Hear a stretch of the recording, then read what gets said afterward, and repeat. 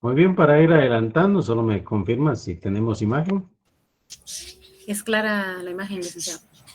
Gracias. Bueno, entonces, haciendo un repaso rápidamente, por aquí casi nos habíamos quedado. Si me recuerda a alguien allá, ¿cuál fue el último tema? Habíamos visto lo de la estructura de la Constitución Política de la República.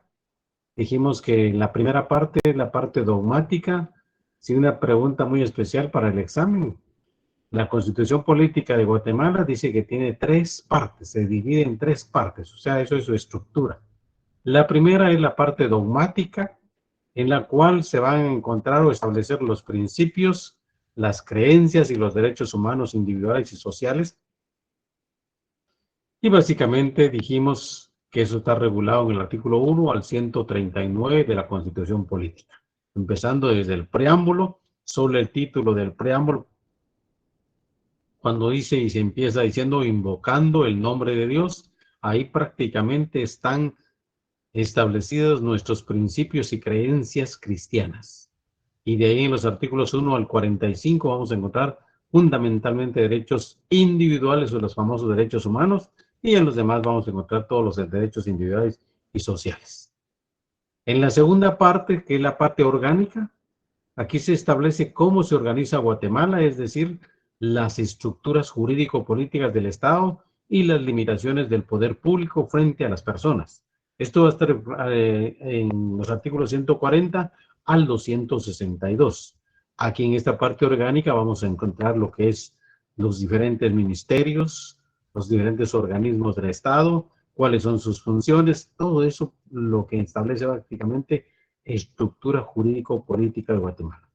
Y la tercera parte de la Constitución se llama parte práctica. Aquí establece las garantías y los mecanismos para hacer valer nuestros derechos establecidos en la Constitución. Fíjese que esta es una de las partes más importantísimas, diríamos, hoy en día, que constantemente se violan los derechos de los ciudadanos. En la parte práctica vamos a encontrar cómo podemos defender esas garantías individuales. Y eso lo vamos a encontrar básicamente en lo que son los recursos constitucionales. Y más adelante estaremos poniendo algunos ejemplos. Por ejemplo, una de las garantías para ahora, en estos días que acaba de pasar Semana Santa, yo no sé cuántos de ustedes salieron de viaje, cuántos tuvieron problemas en los famosos retenes de la policía. Y hay algunos retenes que sí están autorizados, pero hay otros que se ponen en forma sospechosa y en horarios nocturnos. Eso es anticonstitucional, ahí se están violando garantías individuales de los guatemaltecos.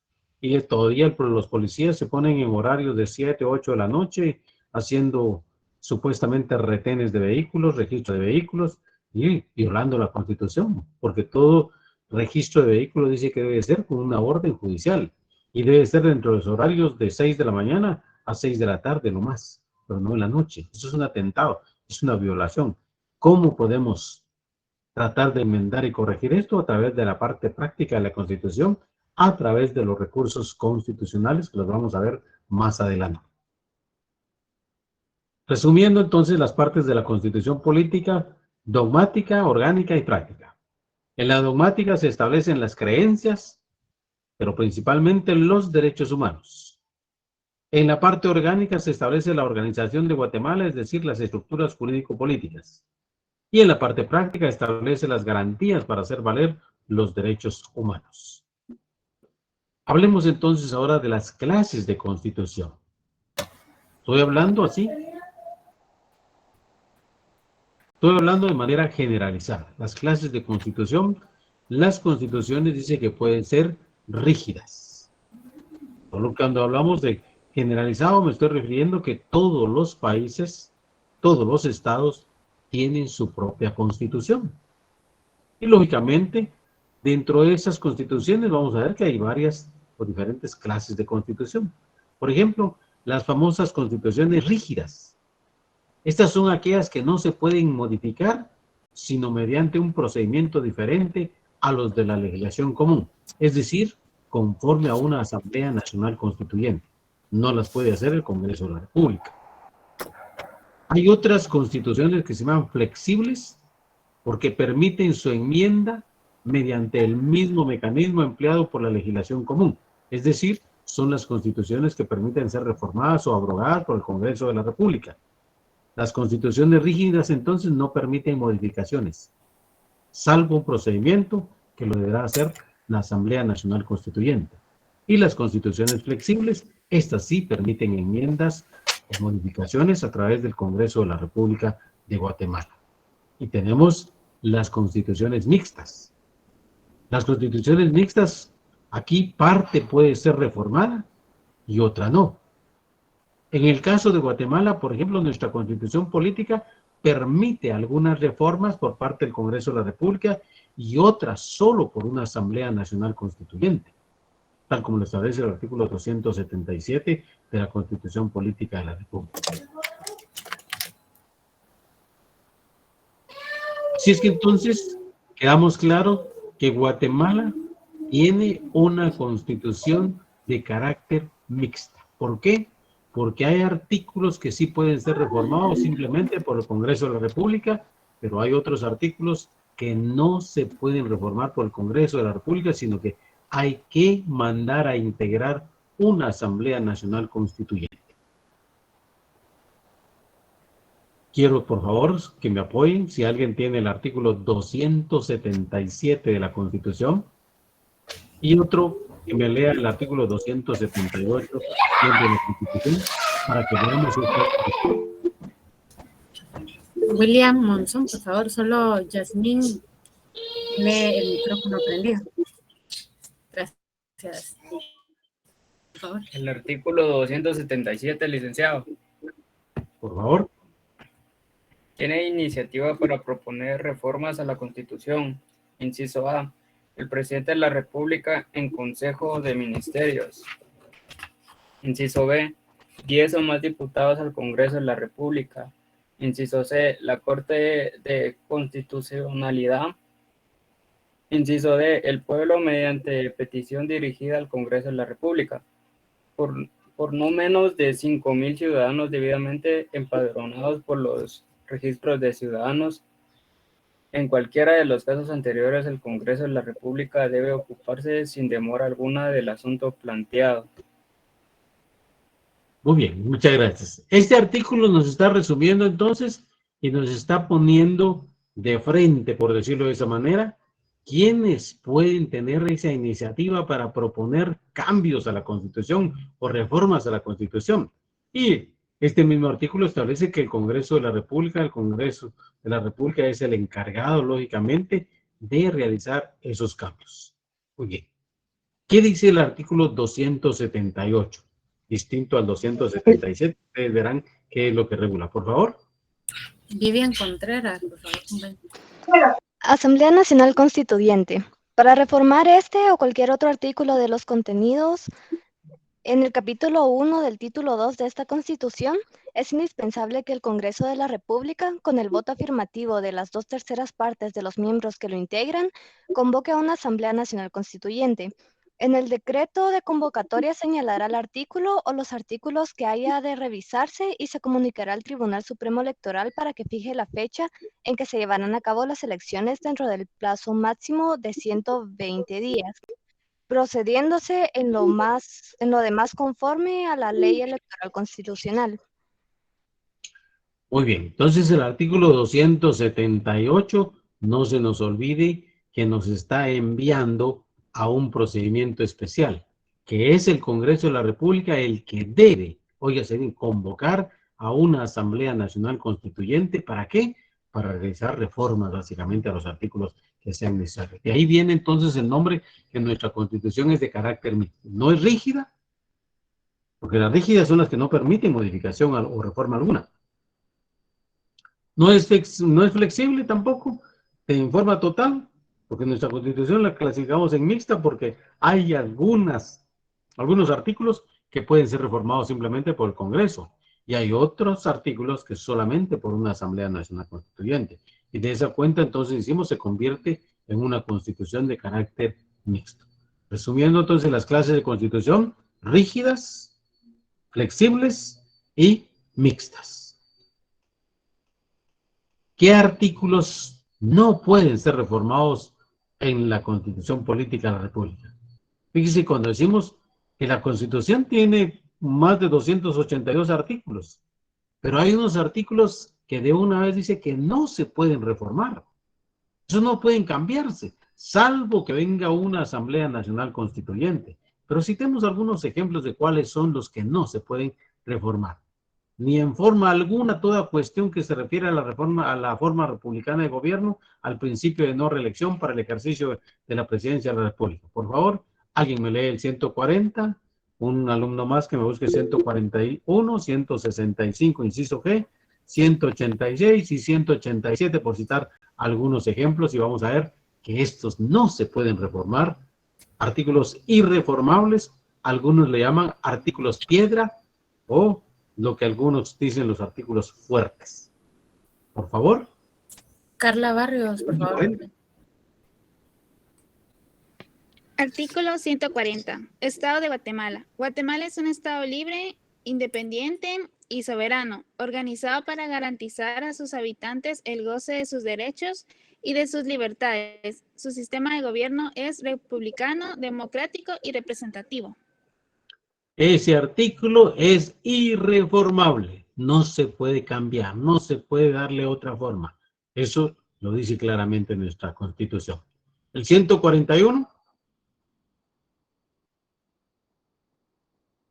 Adrián García, por favor, compañero. 141. Soberanía. La soberanía radica en el pueblo, quien la delega para su ejercicio en los organismos legislativo, ejecutivo y judicial. La subordinación entre los mismos es prohibida. Otro artículo que no permite reformas. El 165, inciso G. Catherine Cepeda, por favor, compañera. Artículo 165, atribuciones, inciso G. Desconocer al presidente de la República, si, habiendo vencido su periodo constitucional, continúa en el ejercicio del cargo. En tal caso, el ejército pasará automáticamente a depender del Congreso. Muchas gracias. Ahí está diciendo, si al señor presidente le gusta estar ahí en la presidencia y quisiera permanecer ahí, vencido su periodo, ahí dice el procedimiento que hay que desconocerlo. Y tampoco está permitiéndole que vaya a cambiar ese artículo para permitir que sí se permite la reelección. Esos son irreformables. El 186, por favor. Ana Rocío López, por favor. Ahorita. Dice, prohibiciones para optar a los cargos de presidente o vicepresidente de la República. No podrán optar al cargo de presidente o vicepresidente de la República A, el caudillo ni los jefes de un golpe de Estado, revolución armada o movimiento similar, que hayan alterado el orden constitucional, ni quienes como consecuencia de tales hechos asuman la jefatura del gobierno. B. La persona que ejerza la presidencia o vicepresidencia de la República cuando se haga la elección para dicho cargo o que la hubiera ejercido durante cualquier tiempo dentro del periodo presidencial en que se celebran las elecciones. C. Los participantes dentro del cuarto grado de consanguinidad y segundo de afinidad del presidente o vicepresidente de la República, cuando este último se encuentre ejerciendo la presidencia, y los de las personas a que se refiere el inciso primero de este artículo. D. El que hubiese sido ministro de Estado durante cualquier tiempo de los 6 meses anteriores a la elección. E. Los miembros del ejército, salvo que estén de baja o en situación de retiro, por lo menos 5 años antes de la fecha de convocatoria. F. Los ministros de cualquier religión o culto. Y G. Los magistrados del Tribunal Supremo Electoral. Muchas gracias. Ese artículo 186, en resumen, establece quiénes no pueden votar a la presidencia. Es un artículo irreformable, precisamente porque debe garantizarse realmente el principio básicamente de alternabilidad en la presidencia de la República. El 186, algunos argumentaban, como por ejemplo el general Ríos Montt, argumentó en muchas ocasiones y decía él que este artículo había sido aprobado con dedicatoria personal, porque él fue jefe de un movimiento golpista. Por lo tanto, él tenía prohibición para ser presidente, pero él después optó y lanzó su candidatura y quería ser presidente, pero como el 186 se lo prohibía, pero eso no solo era para él, sino para todos los golpistas. Por lo tanto, él no podía argumentar que ese artículo era puramente solo con dedicatoria personal. Hemos dicho que las leyes no son individualistas, las leyes son para todos. Así es que, y en el 187, por favor. Ángeles Carrillo, por favor. 187. Prohibición de reelección.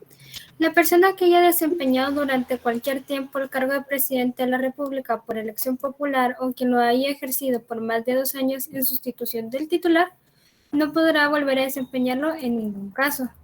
La reelección o la prolongación del periodo presidencial por cualquier medio son punibles, de conformidad con la ley.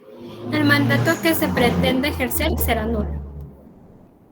Muy bien, aquí está básicamente diciendo claramente que no hay reelección. Para que pretenda quedarse allá, de una vez el artículo dice, eso no se puede reformar para que alguien que a su conveniencia pueda reformar para que yo continúe la presidencia. No, estos son artículos entonces que no pueden ser reformados en la Constitución Política de la República, salvo la decisión de una Asamblea Nacional Constituyente, que es en donde van a ir a votar básicamente la ciudadanía y pedir que se puedan reformar. Pero mientras tanto, estos son irreformables. Son los artículos llamados artículos Pietro, así les llaman, significa piedra, artículos duros, artículos que no pueden ser fáciles de modificar. Bien. Hablemos de otras clases de constituciones. Las constituciones dice que pueden ser constituciones escritas, aparecen regulados en documento escrito único y sistemático. El caso de Guatemala, por ejemplo, es una constitución escrita. Hay un articulado en el mismo y por lo tanto sabemos de qué se trata básicamente, qué es lo que regula. Hay otras constituciones no escritas, también llamadas constituciones consuetudinarias, especialmente en los países ingleses, en donde prevalece básicamente ya la costumbre o el famoso common law, que es básicamente son los jurados, los jueces que todo lo van a conocer a través de jurados básicamente, y su constitución se la saben de memoria en decir en lo que regula en sí y garantizar los derechos de los ciudadanos. Hay constituciones sumarias, o sea, cortas, exponen únicamente los fundamentos de la organización política del país y por supuesto hay constituciones desarrolladas. En las constituciones sumarias puedo citar un ejemplo, el caso de la Constitución de Estados Unidos de América. Es una constitución muy corta, no es tan extensa como en el caso de la nuestra. La constitución guatemalteca se considera una constitución desarrollada precisamente porque es muy extensa. Y por supuesto, aparte de ser desarrollada, se le consideró en su momento oportuno ser una constitución moderna, porque incluye por primera vez la figura de los derechos humanos. Incluye una estructura muy sofisticada de las 3 partes que conforman la Constitución. Si es que dentro de las constituciones sumarias en Estados Unidos, decimos casi todos los ciudadanos se conocen con su Constitución y especialmente sus derechos elementales. Prueba de ello decíamos, cuando se detiene una persona, los policías están obligados a conocer esa Constitución, darle a conocer cuáles son los derechos del detenido, y se lo saben muy bien. Y me parece que son, no sé si son 7 u 8 enmiendas las que contempla la Constitución, pero es muy corta. En la nuestra, que es desarrollada, tiene más de 280 artículos. Y alguien diría, ¿quién se la va a aprender? Idea tenemos de los principales renglones que regula la Constitución, pero no nos vamos a aprender de memoria toda, ¿verdad? Entonces, las clases de constituciones las resumimos en escritas, no escritas, sumarias y desarrolladas. En el caso de Guatemala dijimos que tenemos una constitución escrita, una constitución desarrollada y quizá llamamos hasta moderna. ¿Cómo se interrumpe o rompe el orden constitucional de un Estado? Aquí viene la respuesta de lo que habíamos hablado con anterioridad. Un ordenamiento constitucional en un Estado se rompe en primer lugar a través o por medio de un golpe de Estado. ¿Qué es el golpe de Estado? Es la deposición violenta del gobierno constitucional para instalar un nuevo. Es decir, el presidente que se elige en las urnas electorales en forma democrática y de repente viene un grupo que no están conformes, se lo quitan a la fuerza, eso es un golpe de Estado. Y van a poner o van a instalar a un nuevo líder, a un nuevo o un jefe de Estado. Pero al que se instala por la fuerza jamás se le va a poder llamar presidente, porque se le llama presidente al que ha sido electo libre y democráticamente. Es decir, en donde la población ha ido a votar y ha sido la voluntad de elegirlo, ya sea por un voto de diferencia, pero fue el que ganó. Y tenemos también que el Estado puramente de derecho, o se rompe el orden institucional a través de una revolución, que es la participación popular en forma violenta según su inspiración ideológica. La última revolución que recordamos en nuestro país, la revolución de octubre del 44, la población civil se levanta apoyando a líderes políticos de esa época para derrocar al presidente que estaba en esa época, que ya todos estaban cansados, que se decía que era una dictadura. En ambos casos se deja sin efecto el orden constitucional existente. Entonces, el orden constitucional se rompe a través de un golpe de Estado o bien a través de un movimiento revolucionario. ¿Cómo empiezan esos movimientos revolucionarios o golpes de Estado? Cuando la población empieza a protestar, cuando la población se hace presente y haciendo manifestaciones ya de fuerza ante el Estado, ante las autoridades estatales. Los derechos humanos individuales son los que están unidos a todos los seres humanos y no se separan.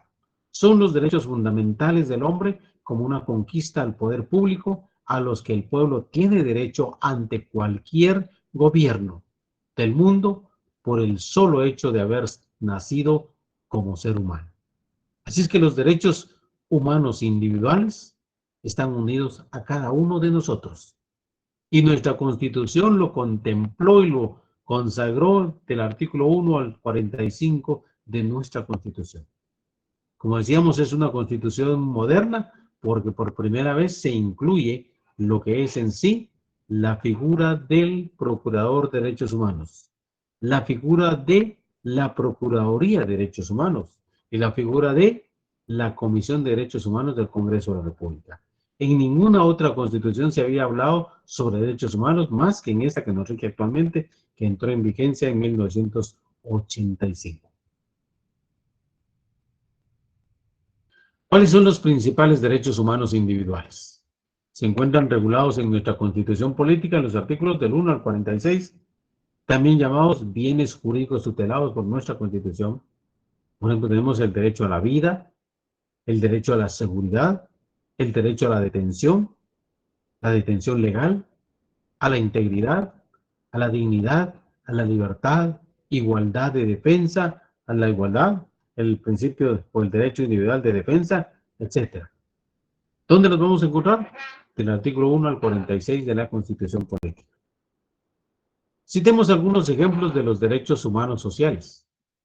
Derecho a la salud, seguridad y asistencia social, a la educación, al trabajo, a la vivienda, al medio ambiente, a la cultura, al derecho del consumidor y usuario, protección de la familia y de las comunidades indígenas, al deporte, servicios públicos, etc. Son derechos humanos sociales. El derecho al trabajo en condiciones justas y favorables, el derecho a la seguridad social, a un nivel de vida adecuado y a los niveles más altos posibles de bienestar físico y mental, el derecho a la educación y el disfrute de los beneficios de la libertad cultural y el progreso científico. Estos básicamente son derechos humanos. El derecho humano a un hombre, tener educación, a tener una familia, esos son derechos humanos individuales. La nacionalidad. Antes de hablar de la nacionalidad, por favor, hago una pausa aquí para preguntar. ¿Alguna duda hasta dónde vamos, por favor? Adrián García. Sí, o sea que cuando leímos los artículos 186, 187, estos son normas flexibles, no, son mixtas. Así es, lo estoy entendiendo, licenciado. No, cuando hablamos de las clases de constitución, las constituciones sí pueden ser flexibles, pueden ser rígidas o pueden ser mixtas. Ahora, los artículos que están en estas constituciones, y citamos el caso de nuestra constitución, citamos algunos artículos, por ejemplo, 186 y 187, que son artículos irreformables. Por lo tanto, diríamos que caen en la calidad de rígidos, porque no se pueden cambiar. Son irreformables, no se pueden modificar simplemente porque el Congreso se le da la gana o alguien presenta una iniciativa para cambiarlos. No. Se tiene que convocar a una Asamblea Nacional Constituyente para que haga una reforma con motivos suficientemente probados. Entonces, a eso vamos a diferenciar que son artículos no reformables. Y de esa cuenta podríamos quizá llamarles también artículos rígidos. Artículos rígidos. No, aparte, no confundir con las clases de constituciones rígidas, flexibles y mixtas. Gracias, licenciado. Sí, gracias, licenciado. Muy bien. ¿Alguna otra pregunta, por favor?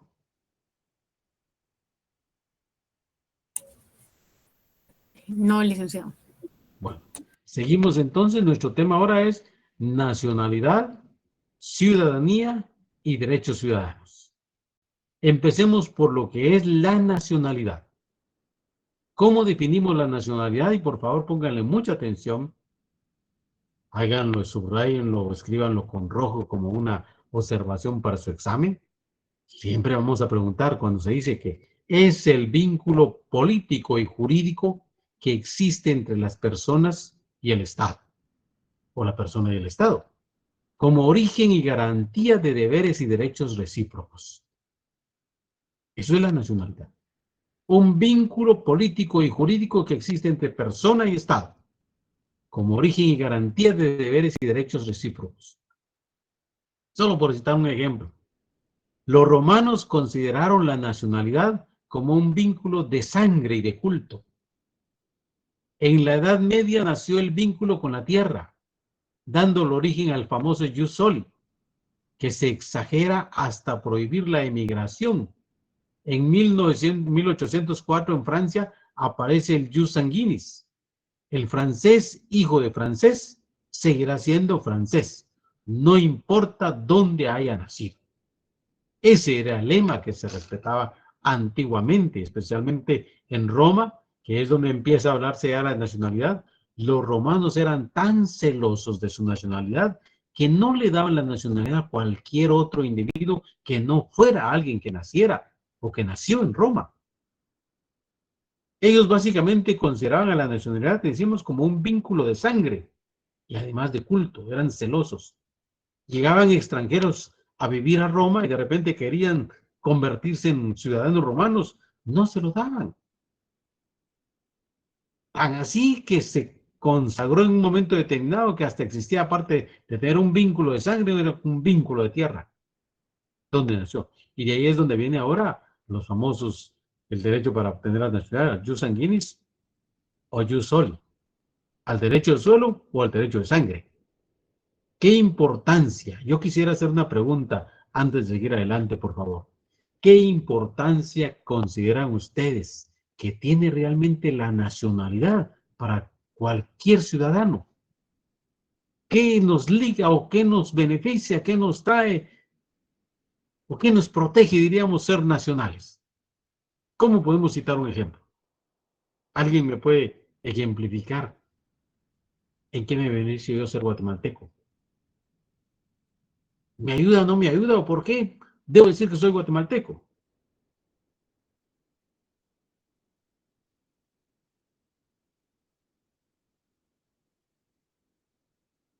Escucho sus opiniones, sus comentarios.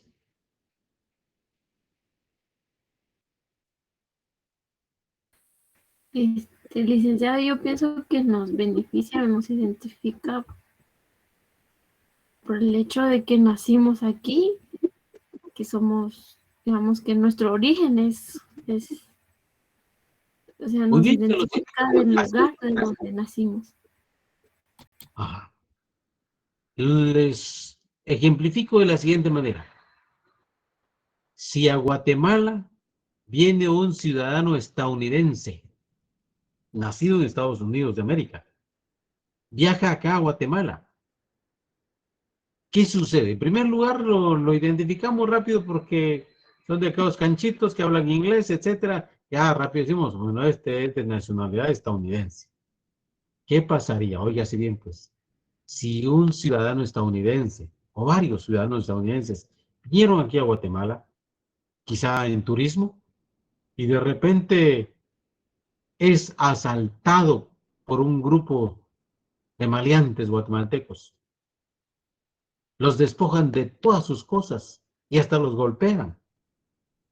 Lógicamente las autoridades nacionales están obligadas a prestarles el auxilio necesario, pero de repente, ¿qué tal si a estos pobres individuos que eran 2 y los asaltaron 3 o 4 maleantes guatemaltecos, que los dejaron sin documentos, sin sus pertenencias y mucho menos sin dinero?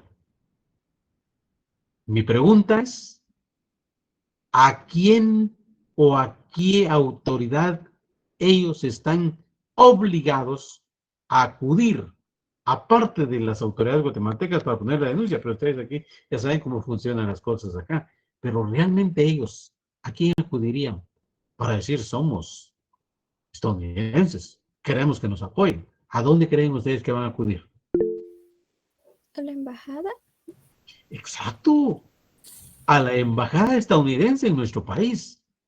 Y la embajada o el embajador, a través de sus autoridades y de su personal, van de inmediato a proteger y apoyar a esos connacionales estadounidenses.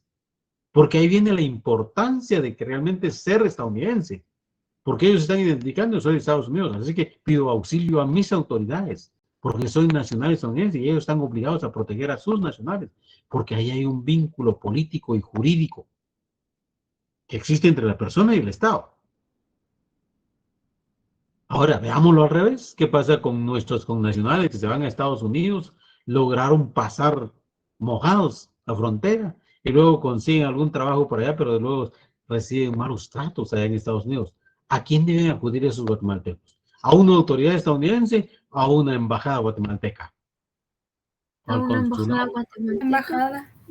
Porque se supone que ellos están para apoyar y garantizar y proteger a estos connacionales.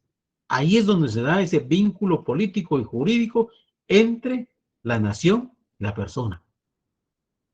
Aquí viene entonces la importancia de la nacionalidad. Y citamos el ejemplo de Roma, que Roma le daba la nacionalidad romana directamente a los nacidos en Roma. Los demás no les daba. Hoy en día ustedes saben que eso ya no es permitido. Cualquier persona puede adoptar, puede solicitar su nacionalidad estadounidense. Miren cuántos guatemaltecos quisieran tener la nacionalidad estadounidense. Y si pasado el tiempo y llenado los requisitos, la legislación estadounidense les dice, les concedemos la nacionalidad estadounidense. Es un derecho de la nación. También es un derecho de la persona que lo está solicitando.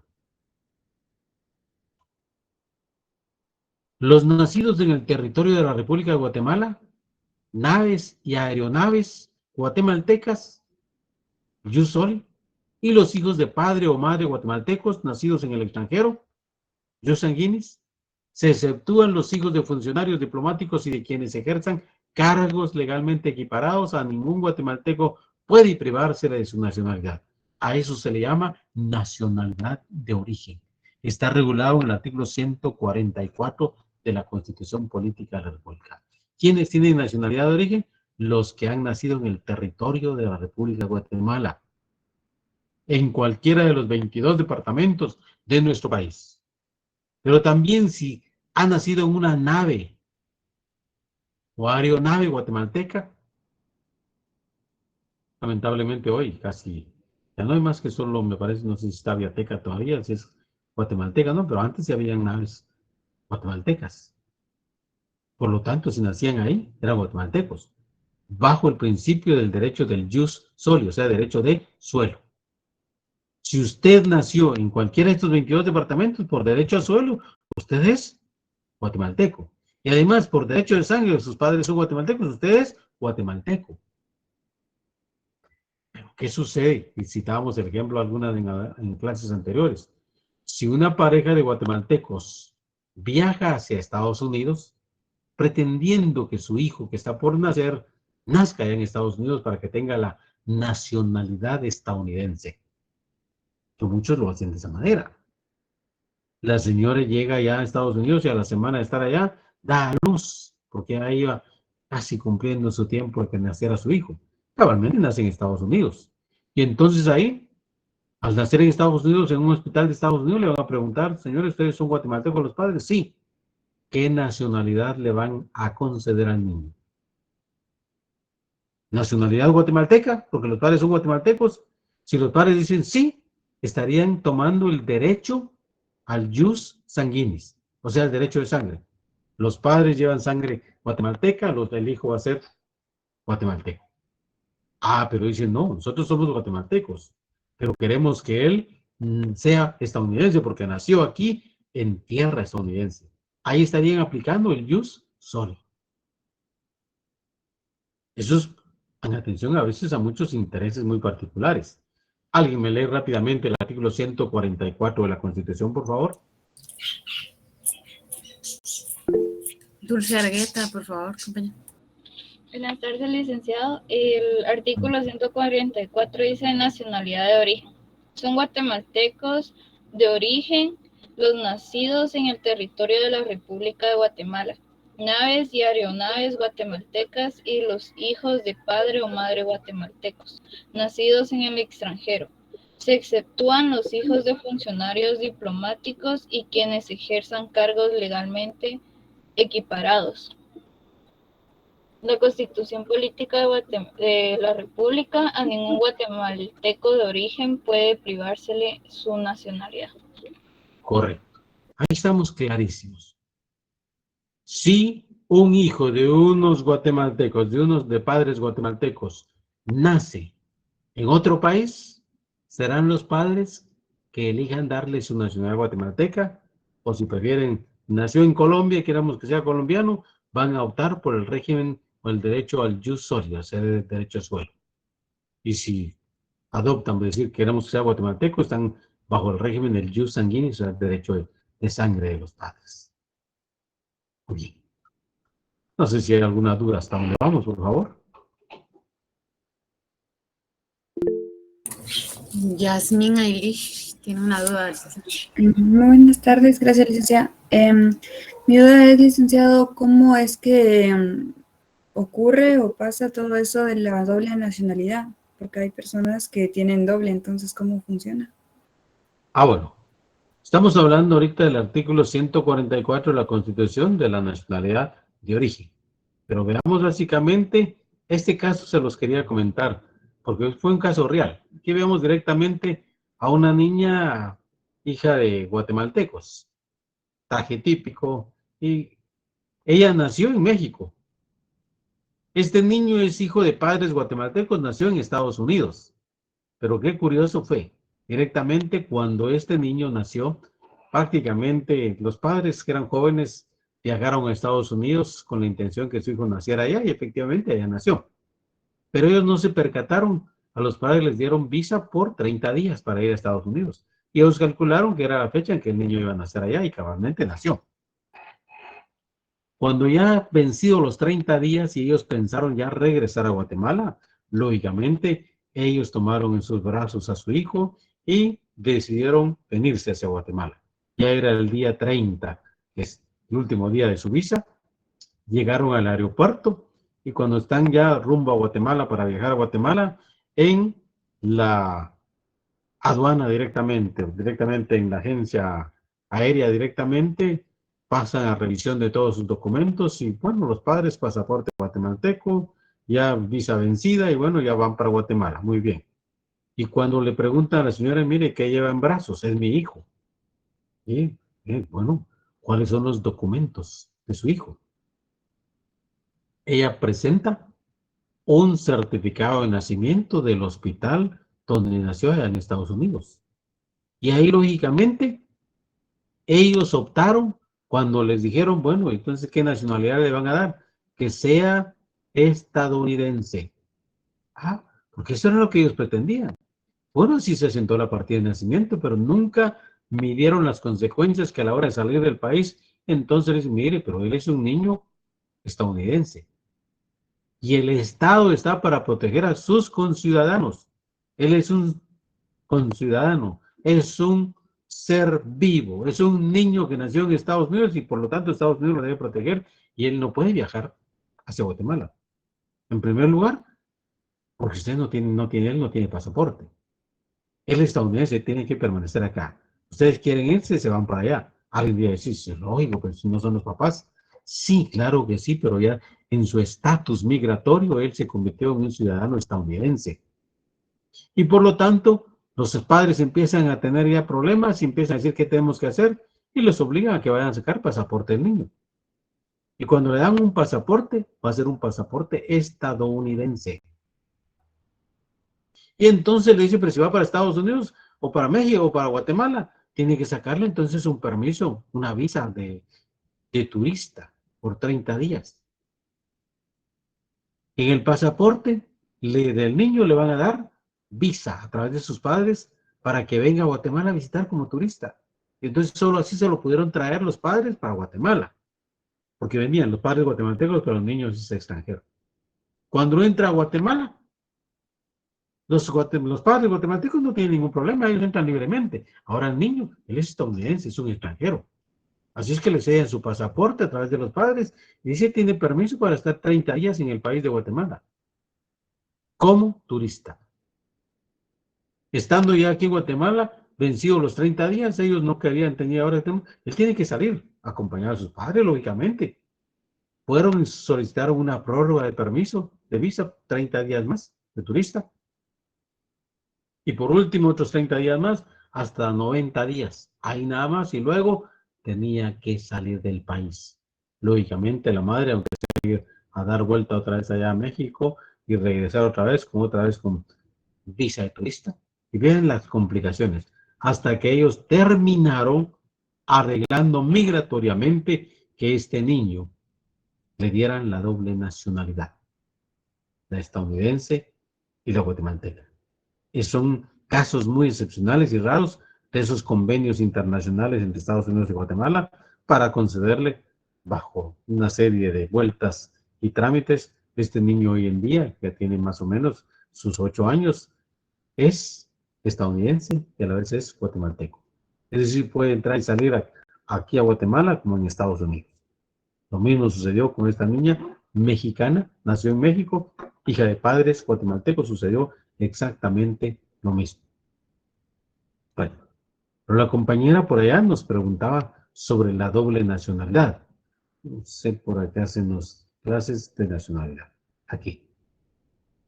La doble nacionalidad solo, en el caso de nuestra Constitución regula, solo para los centroamericanos. De que hubo una confusión, solo quisiera por favor que alguien me leyera el artículo 46 de la Constitución Política de la República.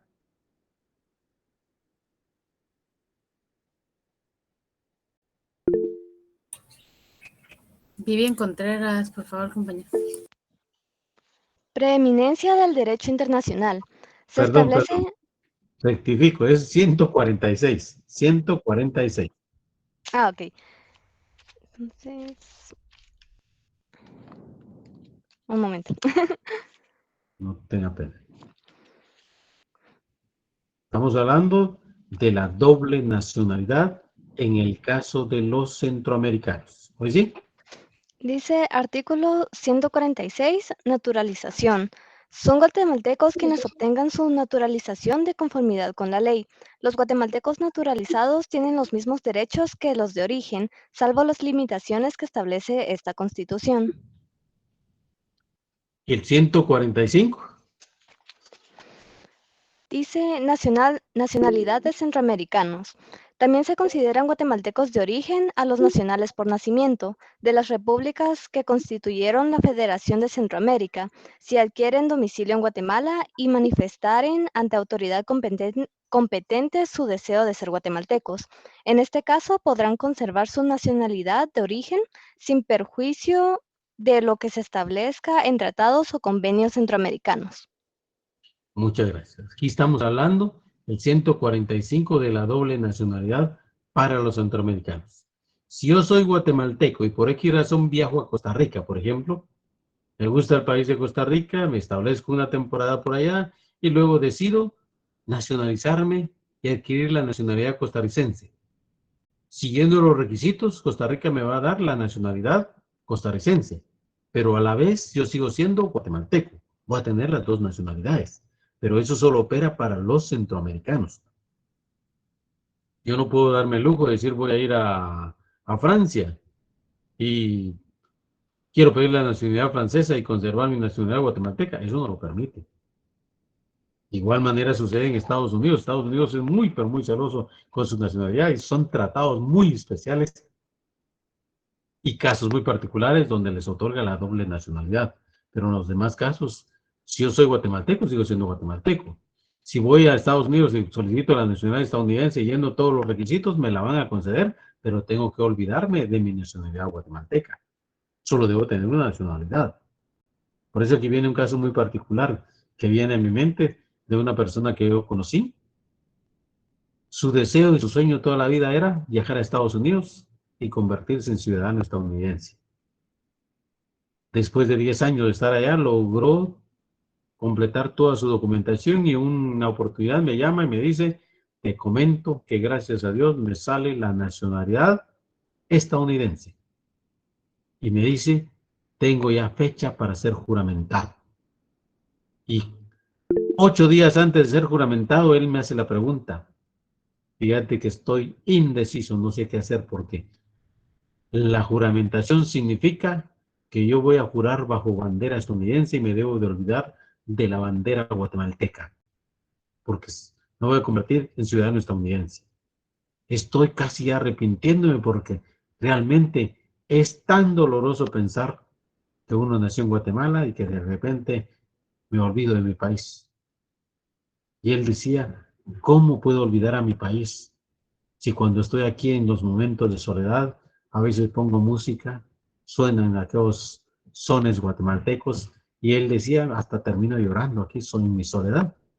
Eso me hace ponerme muy, pero muy sensible, y estoy ahora meditando, ¿será que adquiero o no adquiero la nacionalidad estadounidense? Vean, es un sentimiento hasta personal, si se quiere, el hecho de obtener otra nacionalidad, porque es renunciar a la nacionalidad originaria. La nacionalidad originaria se adquiere desde el nacimiento de la persona, ya sea por el jus soli o el jus sanguinis, según el artículo 144 de la Constitución. Si yo nací en suelo guatemalteco, voy a ser guatemalteco.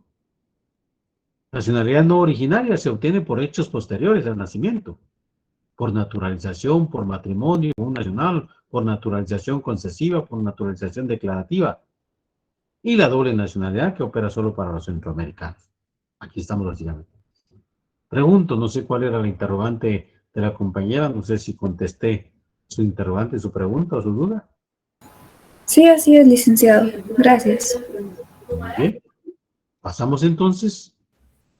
La nacionalidad por nacimiento. Disculpe, Milton Miranda tiene levantada la mano. Por favor.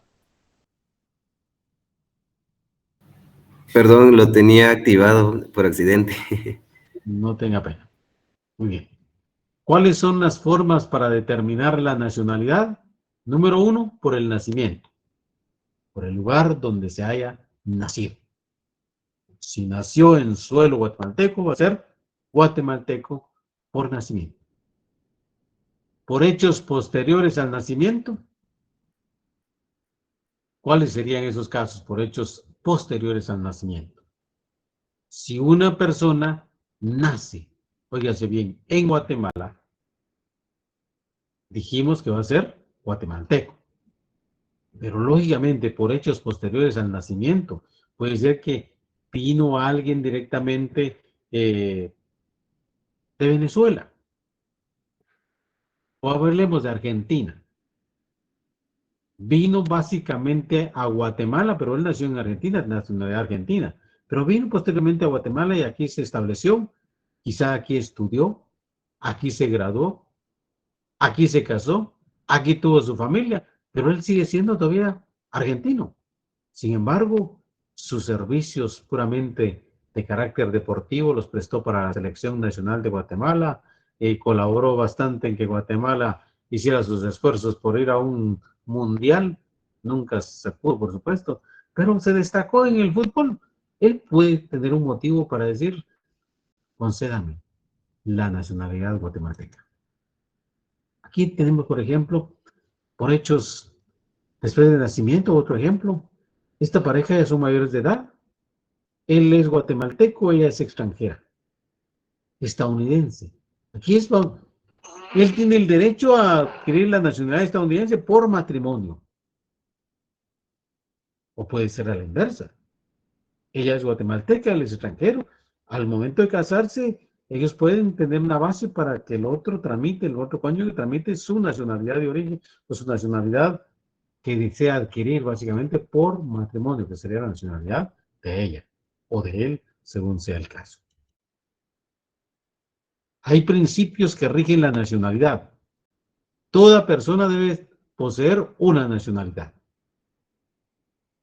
Las convenciones internacionales en materia de derechos humanos se establecen con claridad y dicen que toda persona debe poseer una nacionalidad.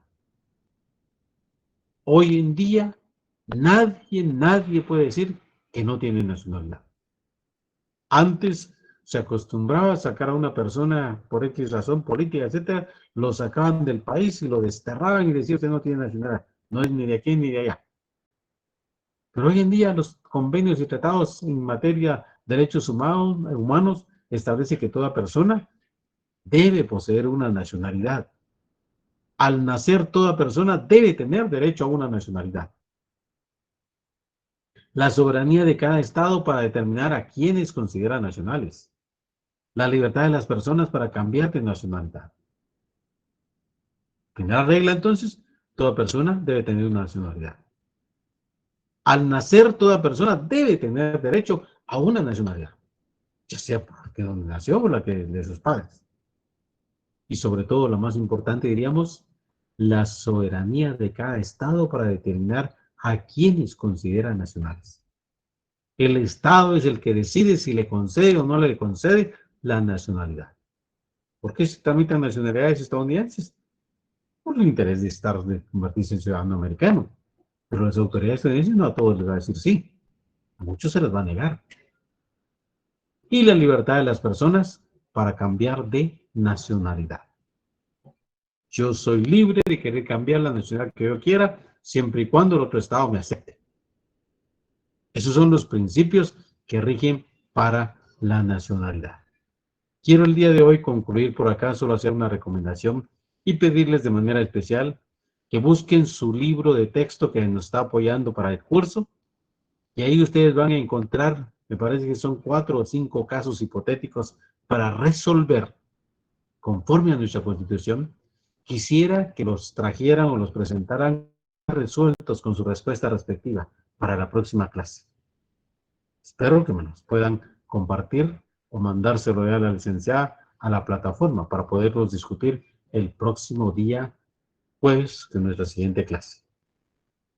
No sé si hay alguna inquietud, alguna duda antes de concluir.